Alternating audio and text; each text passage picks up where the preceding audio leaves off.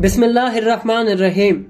کیا کبھی آپ نے سوچا ہے کہ خدا کہاں ہے اور کب سے ہے؟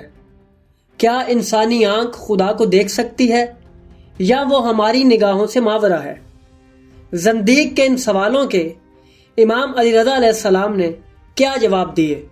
تو ناظرین، اگر آپ بھی ان سوالوں کے جواب جاننا چاہتے ہیں تو جڑے رہیے ہمارے ساتھ اس ویڈیو میں۔ اہل بیت علیہ السلام وہ ہستیاں ہیں جنہیں خدا نے علم و حکمت کا خزانہ عطا فرمایا۔ ان کے سامنے بڑے بڑے فلسفی اور دانشور بھی عاجز نظر آتے تھے۔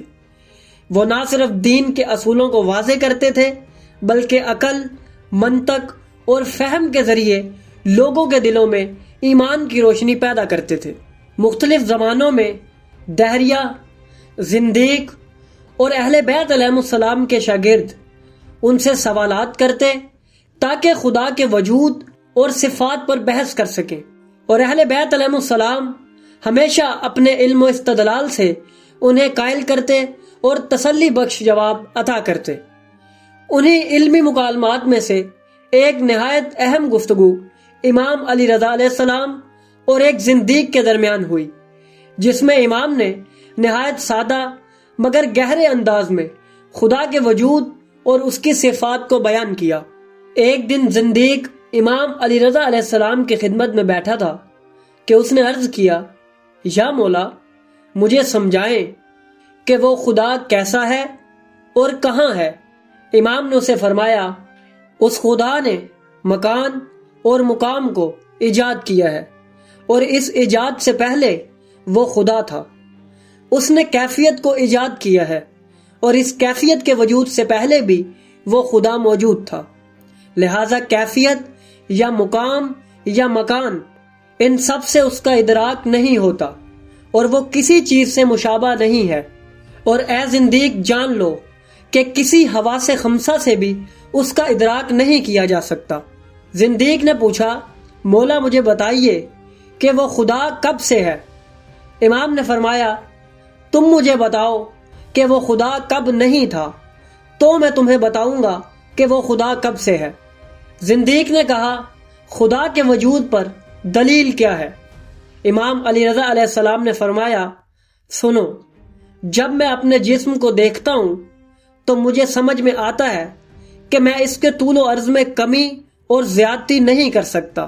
میرے جسم میں جو نقصانات پیدا ہوتے ہیں انہیں دور کرنے پر میں قادر نہیں ہوں۔ اگر اسے فائدہ پہنچانا چاہوں تو بھی نہیں پہنچا سکتا۔ تو اس سے یہ میں نے جان لیا کہ اس عمارت کا کوئی بنانے والا ضرور ہے، لہٰذا میں اس پر ایمان لے آیا۔ میں جب یہ دیکھتا ہوں کہ افلاک چکر لگاتا ہے، ہواؤں کا ایک نظام ہے، سورج، چاند، ستارے حرکت میں ہیں، تو مجھے یہ یقین ہو گیا کہ ان سب کا کوئی خالق ہے۔ زندیق نے کہا کہ مولا، اللہ رب العزت کو آنکھ کیوں نہیں دیکھ سکتی؟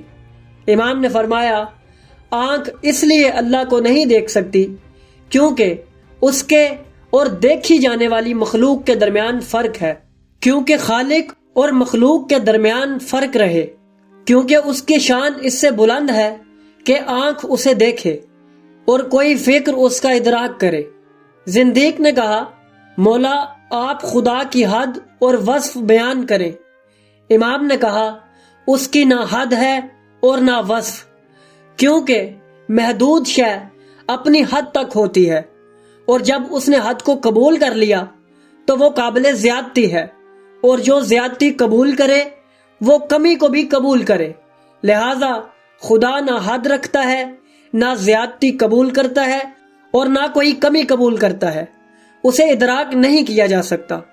زندیق نے فرمایا کہ مولا، آپ نے کہا ہے کہ وہ خدا سمیع بھی ہے، بصیر بھی ہے، علیم بھی ہے، لطیف بھی ہے اور حکیم بھی ہے۔ ان صفات سے کیا مراد ہے؟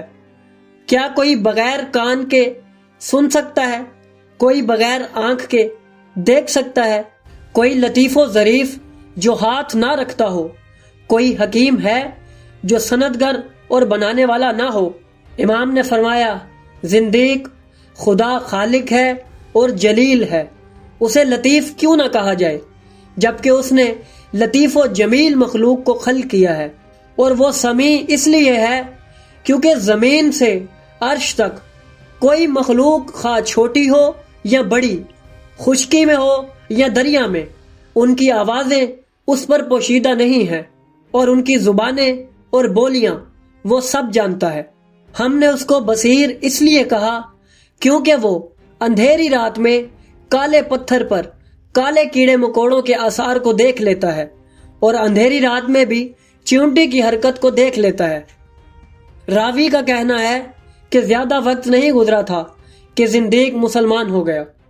یہ مکالمہ امام علی رضا علیہ السلام کے بے مثال علم، منطق اور فہم کی ایک روشن مثال ہے۔ امام نے نہ صرف خدا کے وجود کو دلائل کے ساتھ واضح کیا، بلکہ اس کی صفات کو بھی اس انداز میں بیان فرمایا کہ سننے والا زندیق ایمان لے آیا۔ یہ گفتگو ہمیں سکھاتی ہے کہ ایمان صرف اندھی تقلید نہیں، بلکہ فہم، سوچ اور دلیل کے ساتھ مضبوط ہوتا ہے۔ امام علی رضا علیہ السلام کے یہ جوابات ہمیں سکھاتے ہیں خدا کا ادراک کرنا عقل و فہم سے ماورا ہے۔ ان کے کلمات آج بھی ہر سوال کرنے والے کے دل میں یقین کی روشنی پیدا کرتے ہیں۔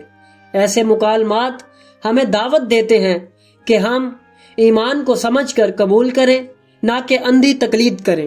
اہل بیت علیہ السلام نے ہمیشہ علم اور دلیل کے ذریعے انسانیت کو سچائی کا راستہ دکھایا، اور یہی ان کی تعلیمات کی سب سے بڑی میراث ہے۔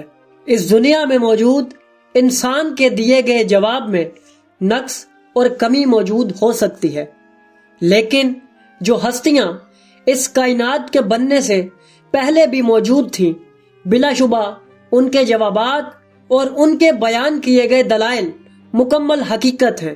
ناظرین، ہم اپنے چینل پر اس سے پہلے بھی امام جعفر صادق علیہ السلام کے زندیق اور ان کے مختلف شاگردوں کے ساتھ ہونے والے مکالمات مختلف موضوعات پر ڈال چکے ہیں، جسے آپ بآسانی ہمارے چینل پر ملاحظہ کر سکتے ہیں۔